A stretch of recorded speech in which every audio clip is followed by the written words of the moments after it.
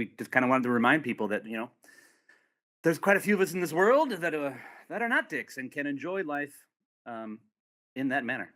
Just if you're watching this on the Twitch at home, just take a moment, get a pen, piece of paper, and write "Stop being a dick." Yeah. Just write it. Stop. Or tattoo it. Yes. It's never going to be bad advice. Yeah. Our next guest is an incredible human being, a gent who captains Good Vibes FC in my book, even though he's also the man who wrote in Richmond AFC, crushing Everton and kind of prophesized the future. He's a king from Chicago, a Bears fan whose character, Coach Beard, lives his life by an impressive creed. Listen more than you speak. It's a joy to welcome that guru of goodness, the Emmy Award-winning co-creator of Ted Lasso, available now Apple TV, Robbie Williams aficionado, Burt Reynolds non-heckler, inverting the pyramid memorizer. It's Mr. Brendan Hunt. Wow, officially the best introduction I've ever received anywhere. Befitting the degree to which I am honored to be here. Thank you guys for having me. Oh, Brendan, bloody great to have you. You are a genuine, gorgeous human being. Congratulations, mate, on all your success. Proof great things happen to bloody good people. You and the whole Ted Lasso crew have put so much love into this world, which is a rare currency right now. We need this. And I adored this quote of yours when the show came out. You said, certainly people were probably tired of others using their pulpits for toxicity and negativity. Maybe people didn't mind being reminded we can also be good to each other and have fun doing that. Is that your creed? I think it was kind of the creed of the whole writers' room. I guess I'm just the only one who was smart enough to say it into a microphone. But yeah, when we were writing season 1, that was kind of a guiding question of ours. Like basically, why is everyone being a dick? We don't have to do that. So yeah, we just kind of wanted to remind people that there's quite a few of us in this world that are not dicks and can enjoy life in that manner. Just if you're watching this on the Twitch at home, just take a moment, get a pen, piece of paper, and write "Stop being a dick." Just write it. Stop. Or tattoo it. Yes. It's never going to be bad advice. Yeah, not as a tramp stamp because you won't see it. Trust me, I've got that as a tramp stamp. Stop being a dick, and I know it's not a good Nobody thing ever to remember. sees your tramp stamp, Rog. Yeah, they don't. That's probably a good thing. I've sensed it. I'm glad to have it confirmed. Stop being a dick. Honestly, it's the only tramp stamp for me. Yeah. I also want to thank you for one of your Coach Beard quotes, which has helped me through Everton's season. Reason is powerless in the expression of love. How did you come up with that? We Googled Shakespeare quotes, I believe. Not a bad writer. Not a bad writer to lean on occasionally. Is that Shakespeare, the former Leicester City assistant manager? Yeah. No, Mr. Craig Shakespeare? No. This guy plays for Stratford on Albion. Oh, Stratford upon Avon. The Stratford Harriers. Stratford Wednesday. Yeah. Oh, God. By the way, can I say, did you watch Chris Armas at Manchester United and Jesse Marsch at Leeds get called Ted Lasso and feel like pride? Or are you like, my God, we've created a Frankenstein that's running out of control? Boy, I mean, those two guys are a very specific borderline where, a very specific Venn diagram where like, oh no, did we fuck up for my country? Because we're certainly playing with the long before us stereotype that Americans don't know football. But of course, there are quite a few who do, and there's some who make a pretty good living on it to upper echelons. So if they're getting made fun of and being called Ted Lassos, first of all, low-hanging fruit, too easy of a joke. But second of all, there's no way either one of them got this far in football without being able to laugh at themselves. So I'm hoping it's all going to come out in the wash. And maybe someday Jesse will watch the show and not just mention it in press conferences. He's watched it because you were. And by the way, the English media, you're just a load of Trent Crims. But he's watched it because did he watch it on was it Saturday or Sunday when they'd been beaten by City 4-0? And he decided to walk around and be like, do the chicken, you, like telling. I mean, if that's not a moment out of Lasso Believe playbook, I don't know what is. 100%. Like I mean, he admitted it early on. He claims to have not seen it. You know, he's got Lasso all over him. That's not our fault. We came out first. He's a lot more alpha than Ted Lasso, though. True. He may not be as social a Lasso, but he, you know, he believes in believe. Clearly. By the way, he told us he wants to be on the show.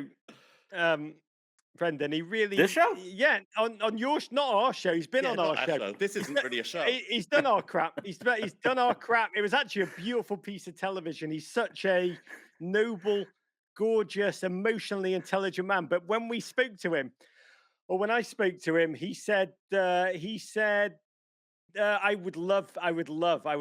would be perfect for me to be on Ted Lasso, to go through the looking glass almost. But I would say Bob Bradley would have been a very different type of Ted Lasso series, wouldn't he?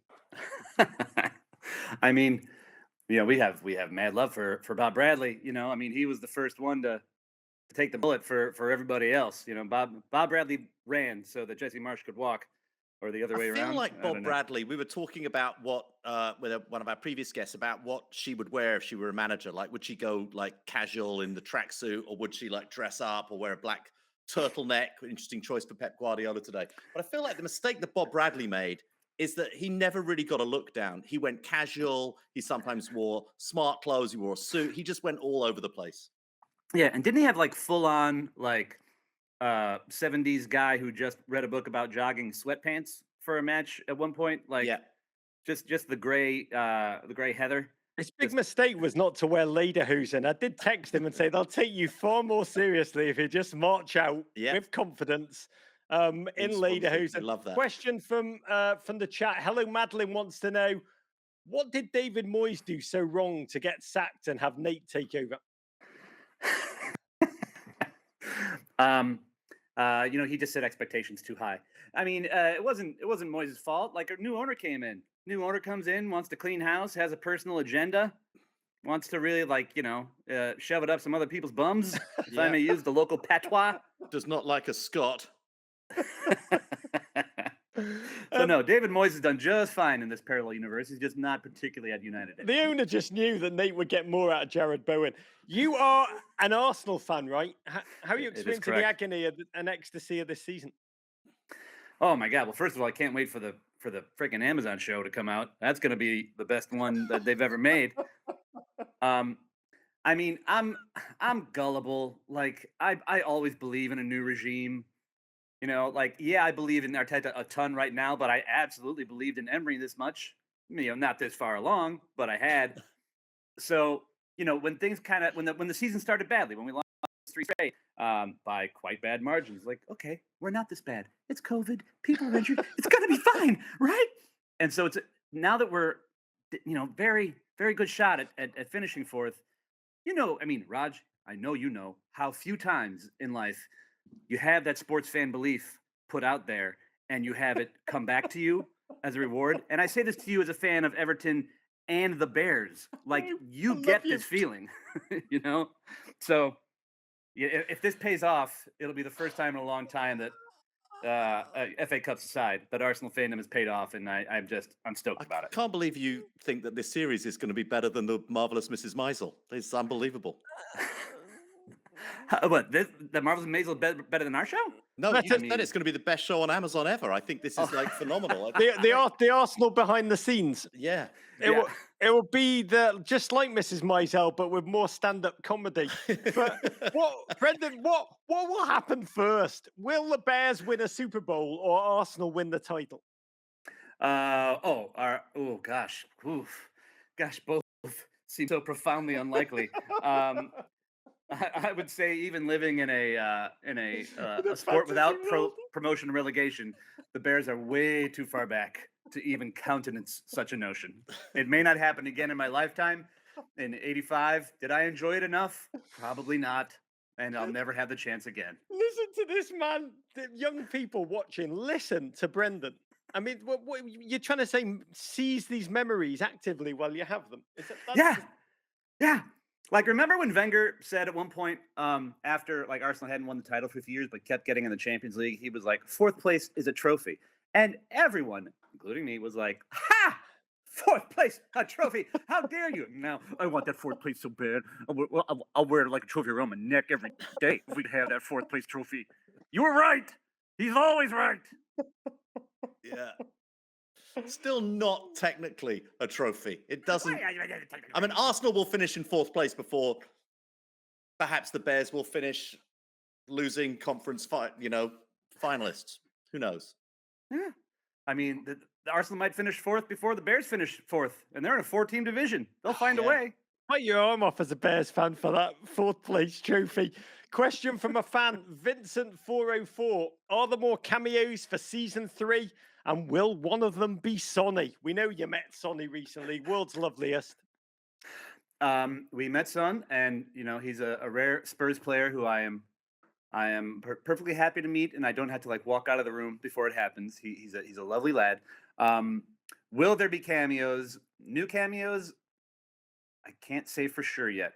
We're only about halfway through the season, but we certainly have a few in mind. Whether or not they come to pass remains to be seen. You guys are having a blast. Anyone that follows you on social media or follows the people who follow you on social media know that you're kind of going to stadiums at will, watching games in the Premier League, watching them in the lower leagues. I mean, you are a long-time football fan. I remember following you on Twitter 2010 when you were your passion as an American football fan was just profoundly beautiful. But you're having the time of your life. I mean, I've certainly been very cognizant, and this, goes back to enjoying the moment while you can as a sports fan when there's a moment to enjoy. This gig isn't going to be around forever, and this kind of access isn't going to be around forever. So I do want to take advantage. I mean, the main thing was when I got here, oh gosh, I'm going to be living in London for extended periods of time. I gotta finally be able to go to Arsenal games regularly. So first I got my Arsenal, membership. I was going all the time, but now as the show gets more popular, people start to come to us, inviting us to games. And so, FA Cup final, and we were at Real Madrid Chelsea, in fact, via Real Madrid, because Jason has a relationship with them somehow for some damn reason. So Jason has a relationship with which one, Real Madrid or Villarreal? With Real Madrid. Oh, I was like, my mind was blown at Sudeikis. It's just like, Vamos Submarino. Let's go to my friends in the Ceramic Kingdom. He just loves Yellow Submarine, and one thing led to another, and there he was. So what's been the most through the looking glass moment for you? Because you are an authentic, long time, incredible football fan. Has there been a moment where you're like, oh my Lord, I can't believe it's led to this? Well, I mean, yes. When we were shooting episode 9 of season 2, which is the Beard After Hours episode, which has some healthy cameos from Gary Lineker and Thierry Henry. On the dinner break that day, we were filming in an underground old club. It was dilapidated. It was gross. There were leaks. There were smells. But one of these big rooms, the smells of London. But it's just me and Thierry Henry and Gary Lineker, with our styrofoam boxes eating shitty rice. And I just shut my mouth and watched those guys talk about football. Because you think sometimes, especially with Thierry Henry, you think, oh, this guy doesn't want to talk about football all the time. He wants to talk about ballet and art and why Joan of Arc is still underestimated. And that may be true. One of his foundational beliefs. And that may be true, but Gary Lineker, I quickly discovered, unabashedly only wants to talk about football ever, all the time. And Thierry Henry was happy to oblige, so I just kind of sat and listened to those guys talk about it for half an hour. I occasionally peppered in with a tiny question, but I can tell you that the bulk of that conversation was how they think Messi is the greatest ever, and how blown away they remain by him. So, yeah, that was a through the looking glass moment for sure. Oh, Punk Koala with a question in the chat. Brendan, do you have a supercut of Thierry Henry tearing into you that you listen to all the time, or do you just save it for special occasions? Right here, baby. Right here. Well, a previous through the looking glass-ish moment. Oh! Game over! You remember the ones I missed in the been first over leg? so many times, and still they come through. Oh, what a shock! A Manchester City Liverpool Champions League final. Who would have seen that? Oh, Casemiro, football is life. Wow. I need to know from you a couple of things. Have you actually read Inverting the Pyramid? Yes. Yes, read it. For the first time, probably in like 2015. You know, I was also reading Jonathan Wilson in The Guardian. Like The Guardian, somewhere along the way, became my go-to, English football site. Perhaps because they just have less pop-ups than the Mirror. But also now you can afford to make all the donations to read it to keep them alive. You mean you're not? I love fellow fascinated- Guardian reader. You're not Yeah, fascinated exactly. by pop-ups telling you what happened on Love Island. We have a last night? small favour to ask. Yeah, I love it. But you read Jonathan While Wilson. we have you, Yeah. You've read 2,467 articles this year. It always tells me every single day.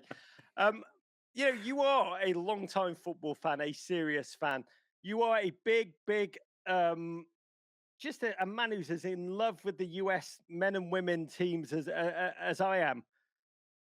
I'm always fascinated when I'm in England. Over here in America, we're like obsessed with a game on Black Friday. The US are playing England. It's a big clash.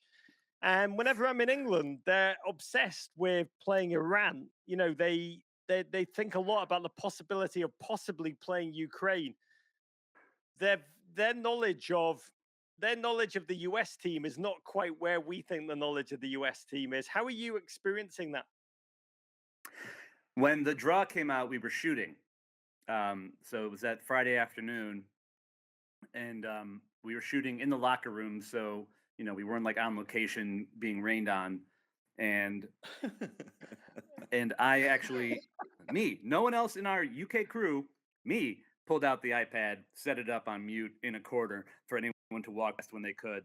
And when it happened, like I Cazorla style, on restyle, I just clutched the knee of whoever was next to me, like USA England, USA England, USA England, and then it just became like a game of telephone of people going around, like the camera guys whispering to the grips, whispering to the costume people, whispering to the makeup gals who didn't care as much, to the drivers. Like it was pretty cool. So certainly in the England I'm experiencing, people are up for it, and we'll certainly be underestimating our lads, but they'll be the favorites too, so they're allowed.